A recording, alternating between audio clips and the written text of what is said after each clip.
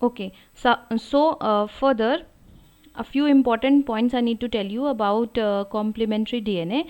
Complementary DNA library is preferred over genomic library. This is a very important question of boards, that why this is so. Why complementary DNA library is preferred.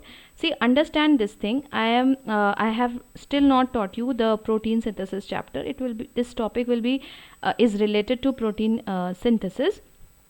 When the DNA segment is being copied, the DNA segment has certain coding sections and certain non-coding sections.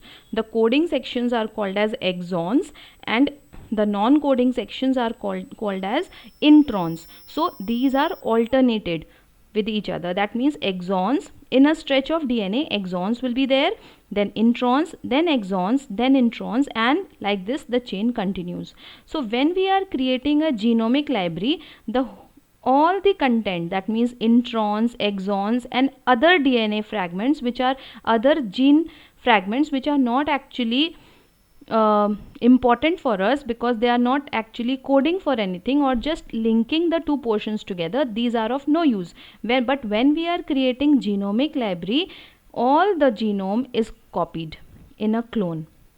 So actually we are copying the junk portion also, which is technically of no use. So genomic library is not much preferred. But when we make a library out of a complementary DNA, which is prepared on the messenger RNA template, I have already told you that messenger RNA is formed from the DNA itself, and messenger RNA will have only the important portions of the gene, that means exons. All the exons are copied in a mRNA. Okay, so mRNA will have only the important messages which are need to be transferred. So when we are copying the important messages, then we have a cDNA library, which is of very much importance as far as further research and development is concerned. So what will be, if we read on the points, prepared, the cDNA library is prepared using mRNA, so it's free from introns. Introns are the non-coding sections and other junk DNA which may be present, maybe the linker DNA or other things which are not actually coding for any portions.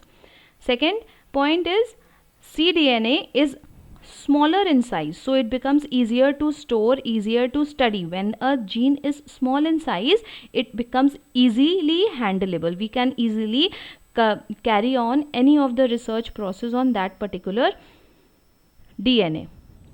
Plus cDNA has variation. This is also one of the important factors. Understand this.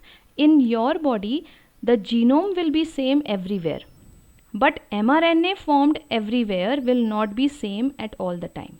At one given time, the mRNA formed in one cell of the body will be different from that formed on another cell. Why? Because of the metabolism. A particular thing will be required by the cell, a particular protein will be required by the cell at one time, whereas at the same time different protein will be required by another cell. Different protein will be prepared in another cell.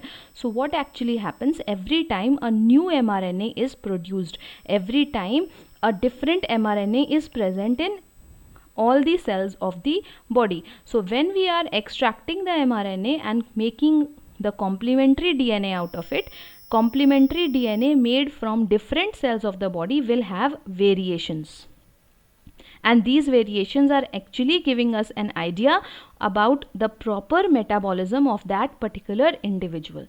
So this is the most important point, that why cDNA is preferred, because you can understand the metabolism of the organism, whether the person is working properly, whether all the metabolic activities, a particular cell like the pancreas cells, if they are supposed to produce only glucose, of course are they producing of glucose, or in what quantity the glucose is produced, that can be studied by studying the cDNA library and the cDNA which is being produced by the cells present in the pancreas. Okay, so this is all for the chapter. I have already shared with you the notes and will be sharing the notes again on GCR for the next chapter, which we shall be continuing.